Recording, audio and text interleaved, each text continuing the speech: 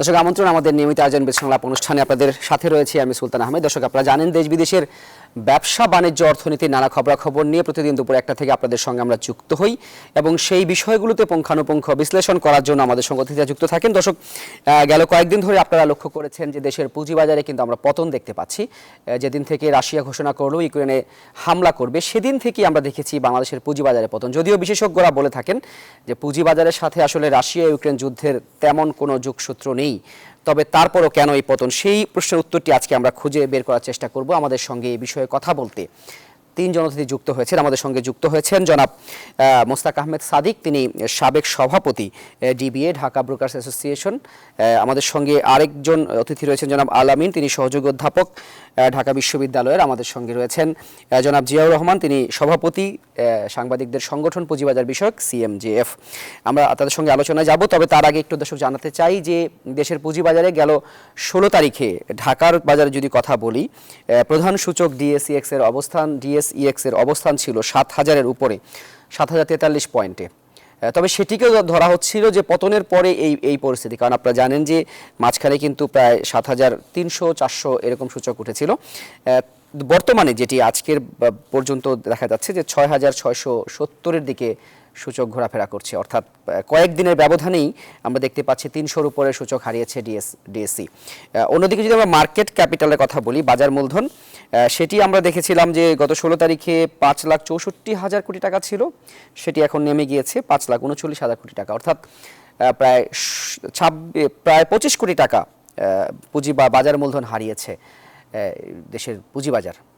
সব মিলিয়ে 25,000 কোটি টাকা, দুঃখিত আমি। তো সেই বিষয়গুলো আমরা কথা বলতে চাই যে কেন আসলে। জনাব মোস্তাক আহমেদ সাদিক, শুরুতেই আপনার কাছে প্রশ্ন করতে চাই যে এই যে বলা হচ্ছে যে ইউক্রেন রাশিয়া যে যুদ্ধ তার প্রভাব পুঁজিবাজারে, সত্যিই কি এই প্রভাব নাকি অন্য কোনো কারণ দেখছেন? কাকে জিজ্ঞেস করছো? জি আপনাকেই, জনাব মোস্তাক আহমেদ সাদিক। ও আচ্ছা, এই দেখেন আপনাদের মিডিয়াতে যুদ্ধ লাগার সঙ্গে সঙ্গে যে মিডিয়াতে যেভাবে নিউজটা আসতেছে, আপনারা প্রিন্ট মিডিয়া বলেন ইলেকট্রনিক মিডিয়া বলেন, যে মিডিয়াতে যেভাবে আসতেছে, এবং আমরা দেখতেও পাচ্ছি যে কি হচ্ছে। ফুয়েল প্রাইস ধরেন, যেখানে $80 ছিল, $85 ছিল ব্যারেল, সে $111 এখন। আচ্ছা, এরপরে ধরেন এক্সপোর্টের আমাদের রাশিয়ার সঙ্গে, সত্য কথা বলতে কি রাশিয়ার সঙ্গে আমাদের খুব ব্যবসা নাই, বিরাট কিছু নাই। কিছু বোধহয় গার্মেন্টস এক্সপোর্ট হয় আর আমরা কিছু গম কিনি। This is the reality. আর এখন প্যানিক হয়ে গেছে সারা বাংলাদেশে বা আমাদের পুঁজিবাজারে, এমন একটা আতঙ্ক সৃষ্টি হয়েছে যে কি জানি হবে, আবার কি থার্ড ওয়ার্ল্ড ওয়ার হয়ে যাবে নাকি, ভাত খেতে পারবো কিনা, এরকম একটা আতঙ্কের মধ্যে মানুষ বসবাস করতেছে। যে যে দামে আমি দেখলাম বাজারে বাই দিলেই দিয়ে দিচ্ছে, বিক্রি করতেছে। একটা গুজব ছড়াচ্ছে যে ফোর্স সেল হবে। ফোর্স সেল যদি এই যে গুজবটা ছড়াচ্ছে, এই নিয়ে আমাদের মনে হয় একটা মহল ইচ্ছাকৃত ভাবে কিছুটা ইয়ে করতেছে যে বাজারকে তলানিতে নিয়ে তারা আবার বাজারে একটা নতুন ভাবে খেলবে। কারণ সেটি কি এটি কি আসলে মিডিয়াতে, আপনি বলছিলেন শুরুতে মিডিয়াতে ঢালাওভাবে খবর প্রচার হচ্ছে, এটি কি মিডিয়াতে খবর প্রচারের কোনো সাইড ইফেক্ট কিনা, নাকি ইচ্ছাকৃতভাবে হচ্ছে কোনো একটা গোষ্ঠী বাজারকে পতন ঘটাচ্ছে? আপনি কোনটা মনে করেন? দুটাই আমি মনে করি যে এটার সুযোগ নেওয়া, একটা মিডিয়ার খবরটাকে সুযোগ নিচ্ছে একটা গোষ্ঠী, এবং এইভাবে ধরেন ফোর্সেলের কোনো কথা ওঠে নাই এখন পর্যন্ত, যে ফোর্সেল করার মতো পরিস্থিতি এখনো আসেনি, সেখানে ফোর্সেলের কথা আসতেছে। তারপরে যে আপনার আমাদের ডিফল্ট লোন, এটা আগেও ছিল এখনো ছিল, এটাকে লিড নিউজ করার মতো এমন কিছু না। এটা ব্যাংকের ডিফল্ট লোন তো বরের লোকের সম্পর্ক নাই। তো যাই হোক, এখানে কি এমন কোন সংবাদ আপনারা দেখেছেন কিনা যেটি আসলে বাজারের সঙ্গে সামঞ্জস্যপূর্ণ নয়? গণমাধ্যমের কাজ তো সত্যটাকে তুলে ধরা, সেটি তারা করতে পারছে কিনা, নাকি বাড়িয়ে কিছু বলছে কিনা, আপনি কোনটি বলতে চাচ্ছেন আসলে? না, গণমাধ্যম যে জিনিসটা তুলতেছে সত্যই তুলে ধরছে, কিন্তু এটাকে প্যানিক করে মতো একটা গ্রুপ এটাকে প্যানিক ক্রিয়েট করতেছে, বুঝলেন? যুদ্ধ হচ্ছে, এটা সত্য, এটা অস্বীকার করার কিছু নাই, মানুষ মারা যাচ্ছে, এটাও সত্য। আর রাশিয়া অ্যাগ্রেশন করে ইউক্রেন প্রায় 30% দখল করে ফেলছে, এটাও সত্য। এগুলো তো আমরা অস্বীকার করছি না, কিন্তু এটা নিয়ে বাংলাদেশে যে প্যানিক ক্রিয়েট করছে পুঁজি বাজার বলেন, অর্থনৈতিক বাজারে বলেন, কাঁচা বাজারে বলেন, এই যে প্যানিক ক্রিয়েট করাটা, এটা বোধহয় দেখার দরকার আছে। এটা বোধহয় তার মানে আপনি বলতে চাচ্ছেন এই প্যানিক তৈরি হয়েছে, তার পেছনে গণমাধ্যমের একটি ভূমিকা রয়েছে।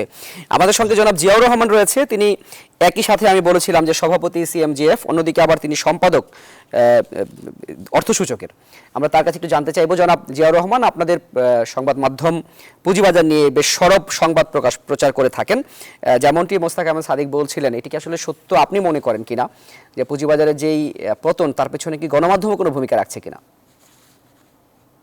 আমি এটা কোনোভাবে বিশ্বাস করি না যে গণমাধ্যমের কোনো ভূমিকা আছে, কারণ গণমাধ্যম এমন কোনো সংবাদ প্রকাশ করেনি যে সংবাদটা বাস্তবতা নেই, যে সংবাদটি মানুষকে প্যানিক করতে পারে। আমাদের যে বাস্তবতা, সেই বাস্তবতাই কিন্তু আমরা তুলে ধরেছি। সংবাদ মাধ্যমের কাজই হচ্ছে নির্মোহভাবে, নিরপেক্ষভাবে কোথায় কি ঘটছে সে ঘটনাগুলো তুলে ধরা।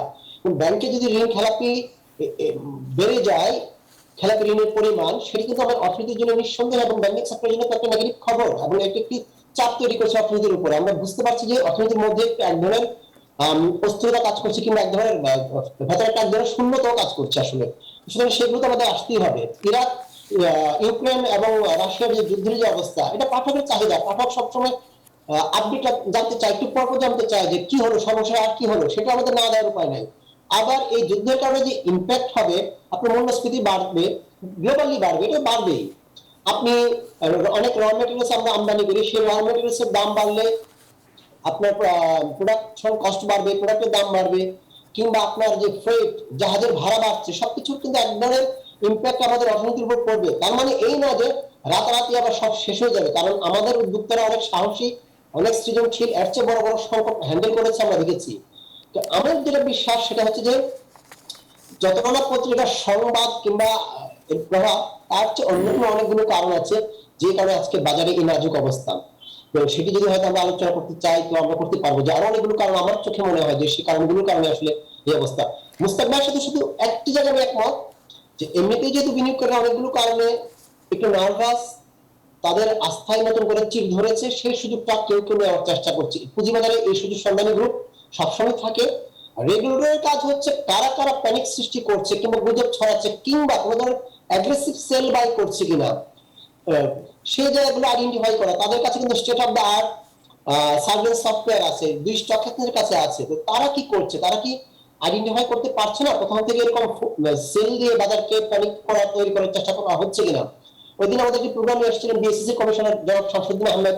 উনি বলেছিলেন যে 5 মিনিটের মধ্যে একটি ব্রোকার হাউস থেকে 8 কোটি টাকা শেয়ার বিক্রি করা হয়েছে।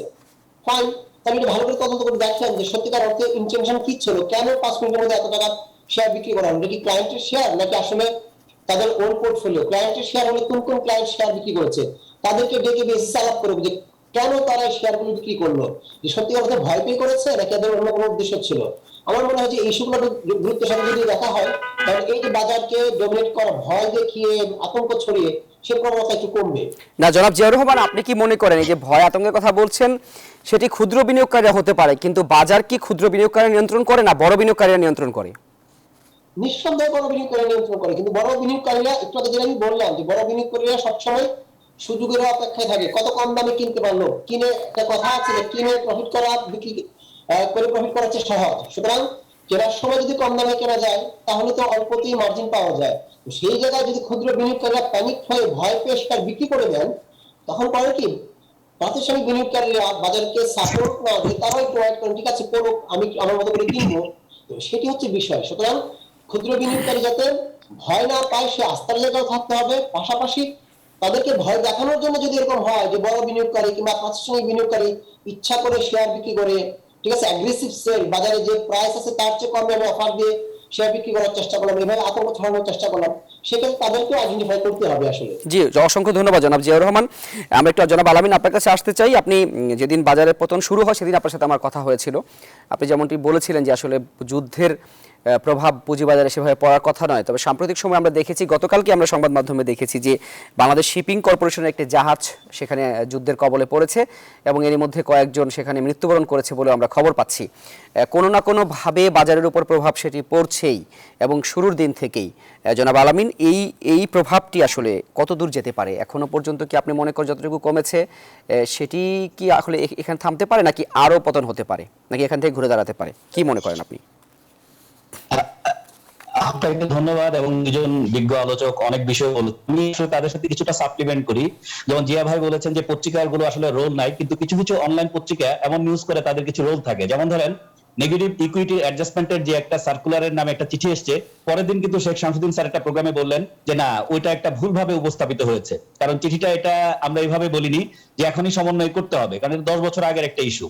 তাহলে এখানে কিন্তু একটা হয়েছে। তারপর আবার ধরেন যখন ওই যে বাংলাদেশ ব্যাংক এবং আপনার ওই যে বিসেকের আলোচনা হচ্ছিল, তখন কিন্তু কোন কোন পত্রিকা লিখেছে যে কস্ট প্রাইস তারা মেনে নিয়েছে এবং এক্সপোজারের বাইরে বন্ড থাকছে, এই ধরনের নিউজ কিন্তু পত্রিকায় হয়েছে। তারপর কিন্তু আমরা বাজারকে বাড়তে দেখেছি। তার মানে পত্রিকার যে একদম সবাই ভালো রিপোর্টিং করছে সেটা না, কিছু কিছু পত্রিকা অতি উৎসাহী হয়ে নিজের মতো করে থাকে। তো আমি সেই কথাটা বললাম। তার পাশে যে কথাটা আপনি বলছেন যে হ্যাঁ, দু একটা ইনসিডেন্স ঘটতে পারে, কিন্তু ওভারঅল পোর্টফোলিওর মধ্যে যদি ফরেন ইনভেস্টমেন্টের কোনো কিছু না থাকে তাহলে তো সেইভাবে ডাইরেক্ট ইম্প্যাক্টটা পড়তে পারে না। এখন যে ইম্প্যাক্টটা হচ্ছে, আমরা যেই যে তথ্যগুলোর আলোকে বাজারকে আমরা অস্থিতিশীল করছি, সেই জায়গায় সবচেয়ে ক্ষতি হচ্ছে কি, বাজারে আস্থাটা চলে যাচ্ছে। কারণ আপনার বিনিয়োগকারী যদি আস্থাই না পায়, তাহলে কিন্তু আপনি যত পলিসি যার জন্য ফ্রেমিং করেন না কেন, এটা সুফল কিন্তু পাবে না। যেমন ধরেন আপনাকে যদি বলা হয় যে এখন যে সার্কুলারটা এসছে নন ব্যাংকিং ফাইন্যান্সিয়াল ইনস্টিটিউটের জন্য, এই সার্কুলারটা কিন্তু নাথিং নিউ, তারা শুধু ডেফিনিশন দিয়ে দিয়েছে যে আমরা এটা এক্সপোজারের মধ্যে কতটুকুকে আনবো। এই ডেফিনিশনটা চেঞ্জ হয়েছে, এর মধ্যে কিন্তু অন্য কিছু চেঞ্জ হয় নাই। তাহলে আমরা যদি কোয়ালিটেটিভ ভাবে প্রত্যেকটা জিনিসকে অ্যানালাইসিস করি, এমন কোন তথ্য বাজারে আসে নাই যেটার জন্য বাজারের অবস্থা এরকম হতে পারে। তাহলে কি হচ্ছে, তাহলে একটা সংঘবদ্ধ চক্র, তারা এই নিউজগুলোকে ক্যাপিটালাইজ করে সাধারণ বিনিয়োগকারীকে ডিরেল করে, এখন এই যে আমি সাধারণ বিনিয়োগকারীর ক্ষতি করছি, এই সাধারণ বিনিয়োগকারী যদি বাজার থেকে চলে যায়, এই সাধারণ বিনিয়োগকারীকে আনতে কিন্তু অনেক সময় লেগেছে। এই কমিশনকে প্রথম ভাবে এসে প্রচুর পরিশ্রম করে একটা জায়গায় বাজারকে আনতে হয়েছে। আমরা কিন্তু দুদিন পর পর যদি মানুষের আস্থা এভাবে নষ্ট করি, তাহলে কিন্তু দীর্ঘমেয়াদে। জি জি জনাব আলামিন, বলুন আপনি। হ্যাঁ, তাহলে আমরা দীর্ঘমেয়াদে কোনোভাবেই কিন্তু আমরা এই বাজারটাকে টিকিয়ে রাখতে পারবো না। বাজারটা সবাই যখন, সব বিনিয়োগকারী যখন বাজারে সঠিকভাবে কাজ করতে পারবে, তখন কিন্তু এটা সবার জন্য লাভজনক হবে। তাই আমি বলবো প্রত্যেকের দায়িত্বশীলতার জায়গা থেকে আমরা যখন কোনো কথা বলি সেটা যাতে ফ্যাক্ট নির্ভর বলি, পত্রিকা যদি কিছু লেখে সেটা যাতে পুরোটা জেনে লিখে, এবং ব্রোকারেজ হাউসের পক্ষ থেকে যদি কোনো ব্যবস্থা থাকে সেটা যাতে খুবই ট্রান্সপারেন্ট হতে হয়। প্রত্যেকটা পক্ষ যদি সমন্বিতভাবে সুন্দরভাবে কাজ করতে পারে এবং প্রফেশনালিজম নিয়ে কাজ করতে পারে, তাহলে এই বাজারের এখন যে সংকট, সেটা কিন্তু আমি মনে করি শুধুমাত্র আস্থার সংকট, সেটাকে আমরা আস্তে আস্তে রিপেয়ার করতে পারবো। জি জনাব আলামিন, অসংখ্য ধন্যবাদ আপনাকে। আমরা যে বিষয়টি আপনি বললেন সেই রেশ ধরে আবার একটু মোস্তাক আহমেদ সাদিক আপনার কাছে ফিরতে চাই। যেমনটি আমরা দেখছি যে বাজারে লেনদেন কমে গেছে অস্বাভাবিকভাবে, যেমনটি জনাব আলামিন বললেন যে বাজার থেকে সাধারণ বিনিয়োগকারীরা যদি মুখ ফিরিয়ে নেয় তাদেরকে আনা সত্যিই কঠিন। এটি কিন্তু আমরা দেখেছিলাম যে কোভিড শুরুর সময় লেনদেন এমন কমে গিয়েছিল, তারপর আবার নতুন কমিশন আসার পর আমরা দেখলাম যে 2-2.5 হাজার কোটি টাকা লেনদেন উঠে আসলো, এখন আবার সেটি 600-700 কোটি টাকার ঘরে চলে এসছে। এই যে বাজার থেকে অনেক বিনিয়োগকারী চলে যাচ্ছে কিংবা অনেকে সাইডলাইনে বসে যাচ্ছে, সেটিকে আসলে কিভাবে দেখছেন জনাব মোস্তাক আহমেদ সাদিক? আপনি মিউট করা রয়েছেন।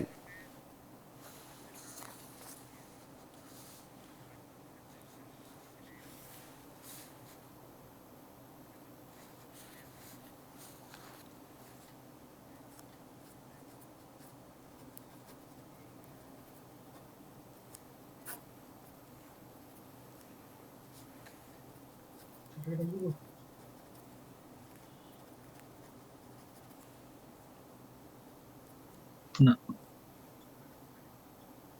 শোনা যাচ্ছে কিনা?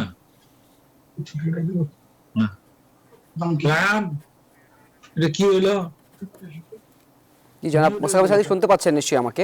আপনার কাছে আমরা আসবো, তবে এই মুহূর্তে আমাদের যেমনটি কিছুক্ষণ আগে বলেছিলাম যে ইউক্রেনে হামলার শিকার বাংলাদেশ শিপিং কর্পোরেশন একটি জাহাজের সবশেষ পরিস্থিতি জানতে আমরা সচিবালয়ে যাব, সেখানে কথা বলছেন নৌপরিবহন প্রতিমন্ত্রী। আমরা সরাসরি তার কাছে যেতে চাই। চেষ্টা করেছি এবং ডিপার্টমেন্ট অফ শিপিং এবং বিএসসির পক্ষ থেকে সার্বক্ষণিক তাদের সঙ্গে যোগাযোগ রাখার জন্য আমরা বলেছি, যেন তাদের সঙ্গে সার্বক্ষণিক যোগাযোগটা রাখে। এবং আমাদের যে কূটনৈতিক যে চ্যানেলটা আছে সেভাবে পররাষ্ট্র মন্ত্রণালয়ের মাধ্যমে আমরা কাজ করছি। এখন পর্যন্ত আমাদের কাছে এতটুকুই সংবাদ আছে আর কি। মাননীয় 28 ফেব্রুয়ারি মন্ত্রণালয়তে একটি চিঠি দেওয়া হয়েছিল পররাষ্ট্র মন্ত্রণালয়কে, যেখানে বলা হয়েছে রাশিয়া এম্বাসি, বাংলাদেশে নিযুক্ত রাশিয়ান হাই কমিশন এবং পোল্যান্ডে নিযুক্ত বাংলাদেশ হাই কমিশনকে অনুরোধ জানানো যাদেরকে এই নাগরিকদের সেফটি দেওয়া। তারা কি কি মেজারমেন্ট নিয়েছে, আপনাদেরকে জানিয়েছে? না, এটা তারা তো আসলে নিরাপদেই ছিল, এবং আমরা যখন 23 তারিখে সেটা আটকে যায় তখন থেকে আমাদের সঙ্গে যোগাযোগ আছে, এবং তারা এখানে নিরাপদেই ছিল, এবং জাহাজের মধ্যে ক্রুরা ছিল। এখন এই মুহূর্তে গতকালকে যে ঘটনা ঘটে গেছে, এখন যেটা মনে হচ্ছে সেটা তো একটা টার্গেট করেই মানে এটা হামলাটা হয়েছে, এরকমই মনে হচ্ছে ছবি দেখে। এখন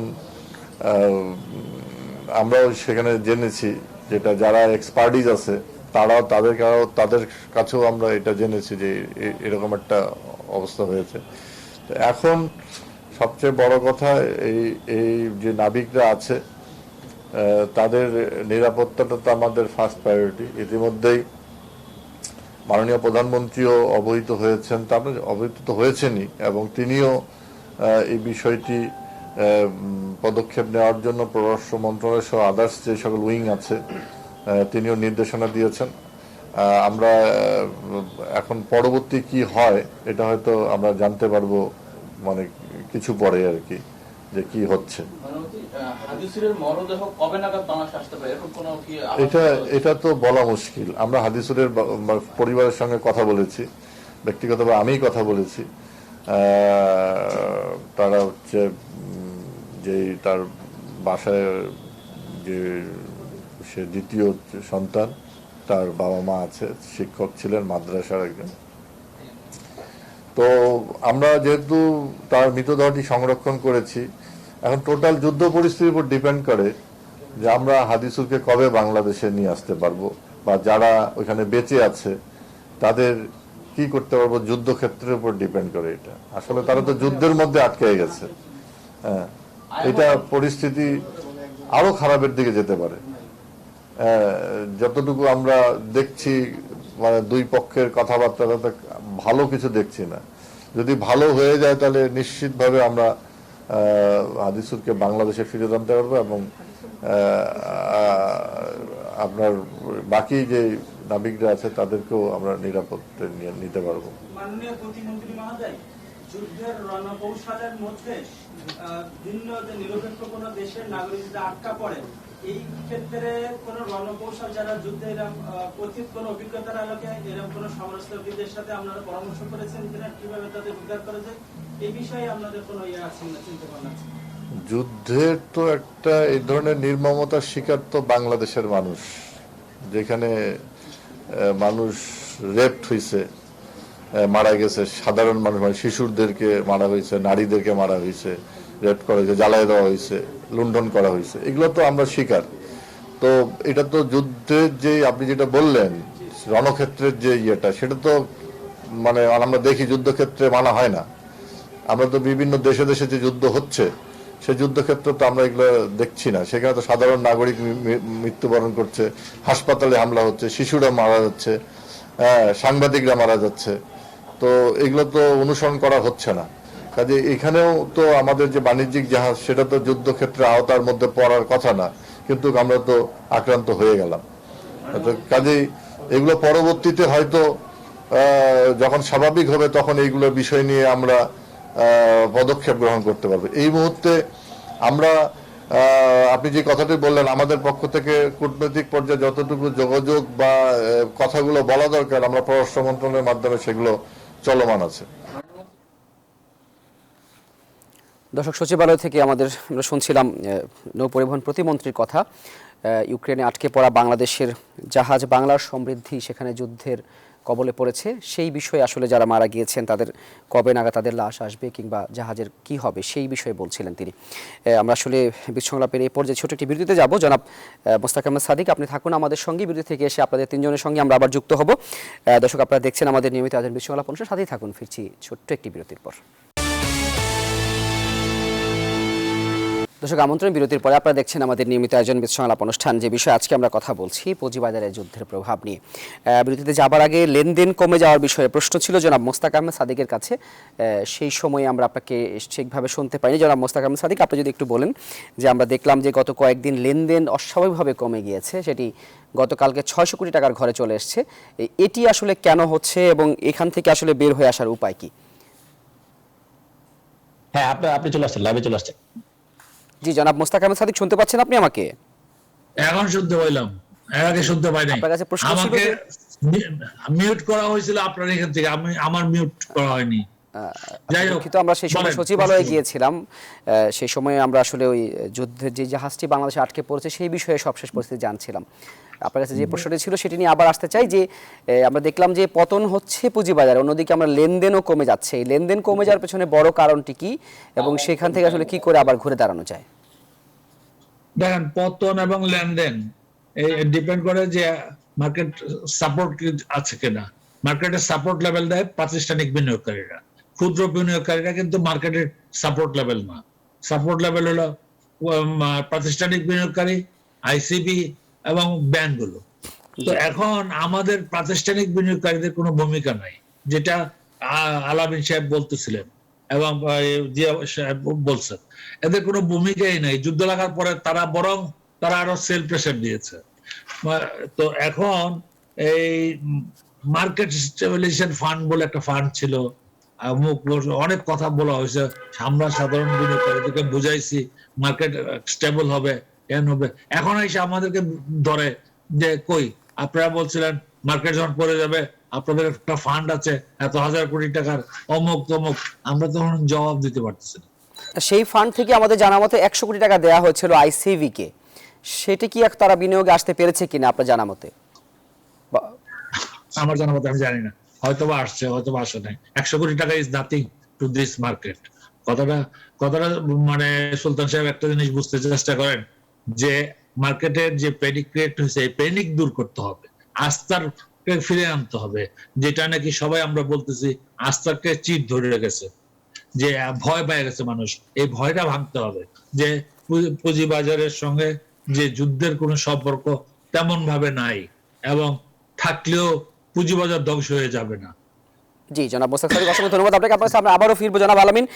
যেটি বলছিলেন মোস্তাক আহমেদ সাদিক যে আস্থা ফিরিয়ে আনতে হবে, সেটি আনার জন্য নিশ্চয়ই এখন নতুন ফান্ডও দরকার। সেই ফান্ড কোথা থেকে আসবে? আসলে আমরা যেগুলো নিয়ে কথা বলছিলাম, এক্সপোজারের অনেক কথা, আমরা কিন্তু এক্সপোজারের জায়গাটাতে দেখছি প্রত্যেকটা ব্যাংক কিন্তু ক্যাপিটাল মার্কেটে ইনভলভ হয় না।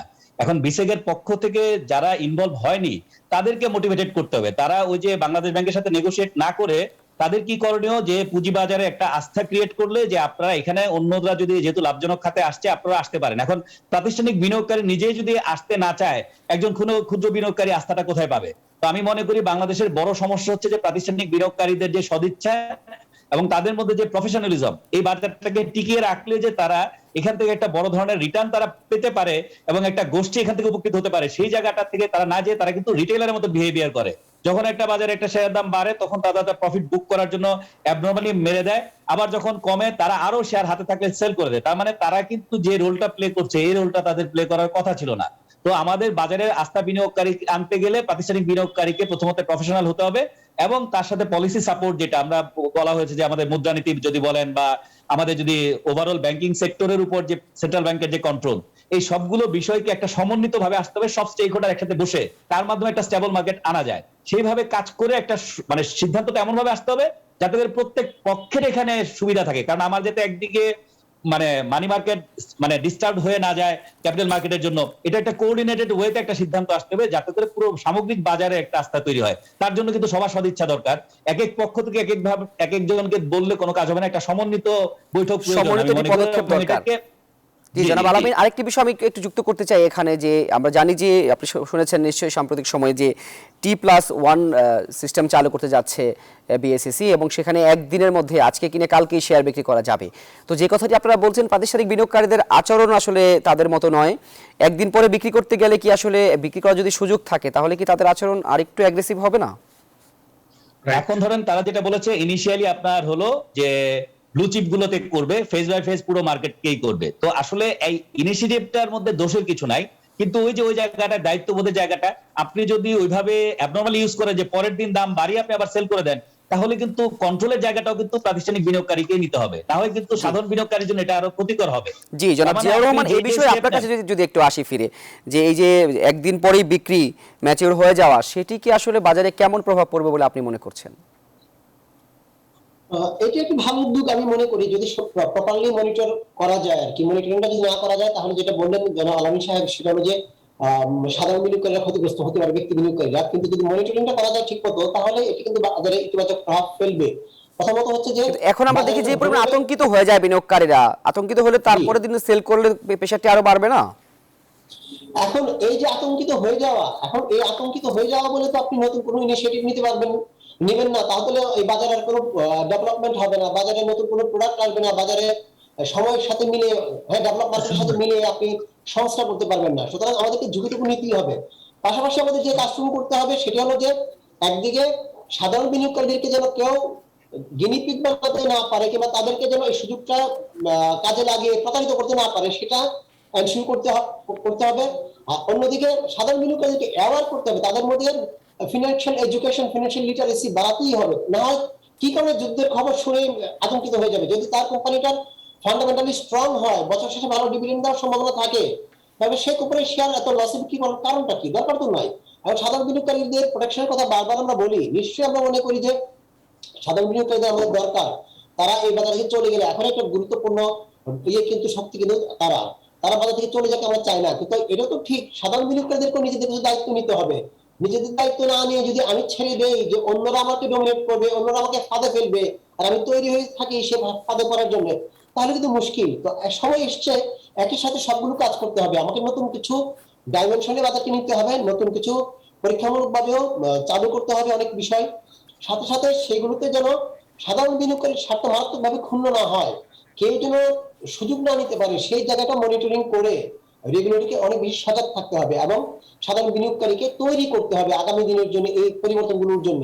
আমার মনে হয় যদি সমন্বিত ওয়েতে আগানো যায় তাহলে ক্ষতি খুব বেশি কিছু নাই। কিন্তু যদি খুব আপাতত টার্নওভার বাড়ানোর জন্য আমি করে দিলাম T+1, তাহলে কিন্তু সেটার ফল ভালো হবে না। যদি অর্থাৎ বাকি এই দিক থেকে বিপদকালীন আমাদের সময়ে চেষ্টা- কমিশনকে আরো বেশি সচেতন হতে হবে, ডিএসসি সিএসসির ভূমিকা বাড়াতে হবে, এবং সর্বোপরি যারা আসলে বিনিয়োগকারী রয়েছে তাদের আচরণগত পরিবর্তন বা এই চিন্তার মধ্যে একটু পরিবর্তন আনা উচিত বলে আপনারা মনে করছেন। জনাব জিয়াউর রহমান, অসংখ্য ধন্যবাদ আপনাকে। দর্শক, সময় হচ্ছে আরো একটি ছোট্ট বিরতি নেওয়ার, আপনারা থাকুন আমাদের সঙ্গে। আমরা পুঁজিবাজার নিয়ে বিরতি থেকে আসা আলোচনা করতে চাই, থাকুন আমাদের সঙ্গে। ফিরছি ছোট্ট একটি বিরতির পর।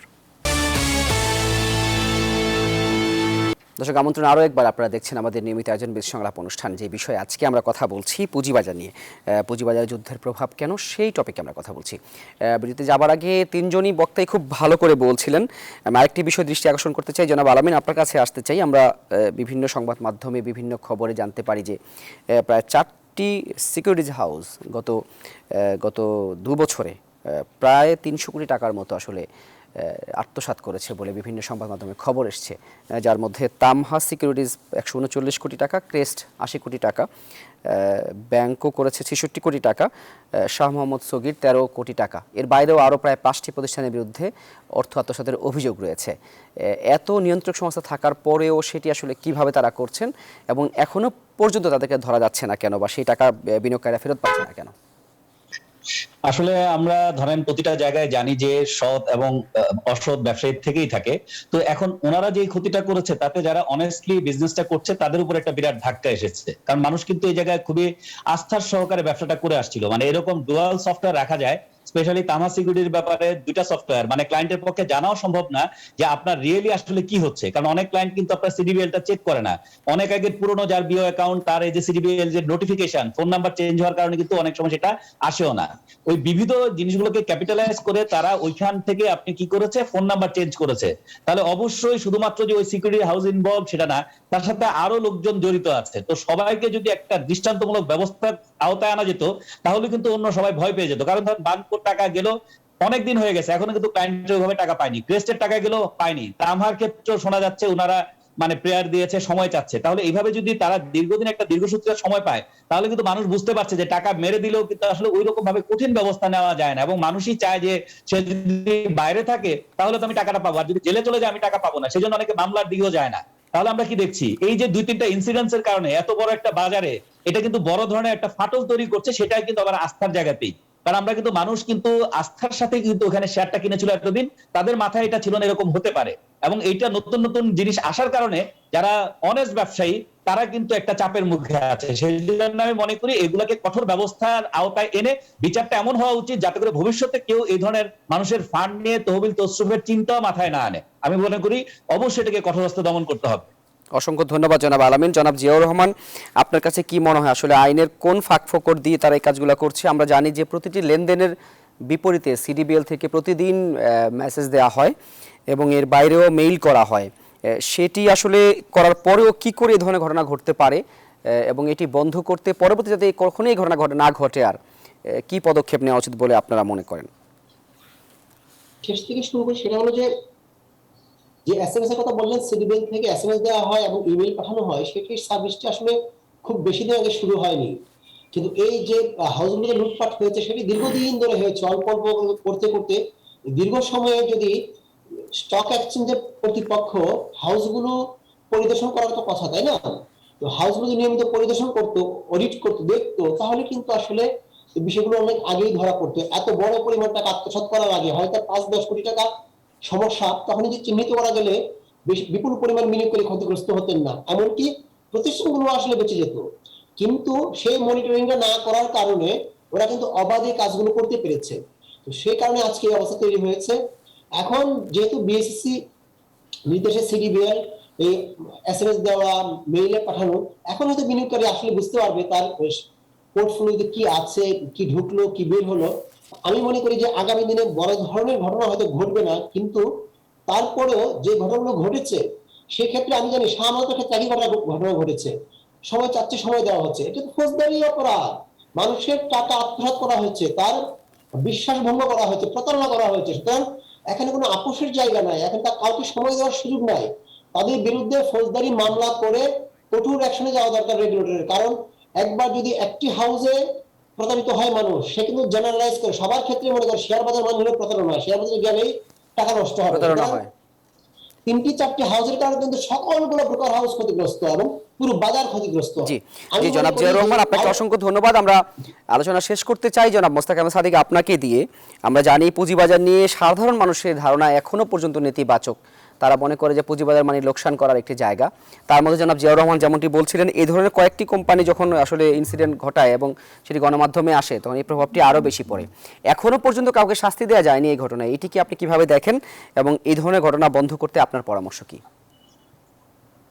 ঠিক, দেখেন আমি নিজেও একটা ব্রোকার হাউস চালাই, আমি 40 বছর এই ব্রোকার হাউসে আছি, মানে এই প্রফেশনে আছে। জি, এইটা খুব রিসেন্ট একটা জিনিস ঘটছে এবং 250 জনের মধ্যে 3 জনের ঘটনা এটা। হ্যাঁ, আপনার আমাদের 50টা ব্যাংকের মধ্যে 40টা ব্যাংকে মানুষের টাকা দিস ওয়ে দ্যাট ওয়ে করছে। লিজিং কোম্পানিগুলো অর্ধেকের বেশি মানুষের টাকা মেরে দিয়েছে। সেগুলো নিয়ে কিন্তু আপনাদের এমন ভাবে কোনো আসার নাই। আমাদের কয়েকটা ব্রোকার হাউস কিছু টাকা করেছে, সেটা ঠিকই আছে। শাস্তি না, শুধু শুলে চড়ায় দেন, আমাদের কোনো আপত্তি নেই, কেউ কোনো দিন বলবে না এসে কেন দিলেন। কিন্তু কথাটা হচ্ছে যে মনিটরিং হচ্ছে না, এই কথাটা সত্য। মনিটরিং হচ্ছে না, মনিটরিং হইলে এই জিনিসটা হতো না। আপনাদেরও তো একটি সমিতি রয়েছে, আপনাদের অ্যাসোসিয়েশন রয়েছে, সেটি বা কি করছে?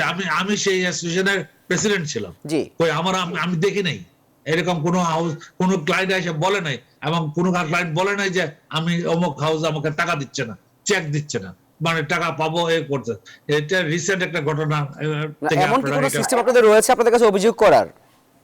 হ্যাঁ, নিশ্চয়ই আছে, নিশ্চয়ই আছে।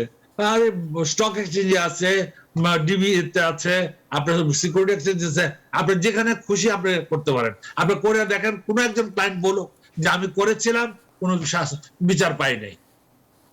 কিন্তু এখন রিসেন্ট ঘটনা নিয়ে যদি যেভাবে তোলপাড় হচ্ছে, কিন্তু অন্যান্য প্রতিষ্ঠানগুলো যখন টাকা মারি দিচ্ছে তখন তো এরকম তোলপাড় হয়নি। এতে হচ্ছে কি জানেন, আমাদেরকে লিজিং কোম্পানিগুলো অপরাধ করবে বলে এখন আবার ব্রোকারেজ হাউসগুলোকে করতে হবে এমন তো কোনো নিয়ম নেই। সত্য কথা।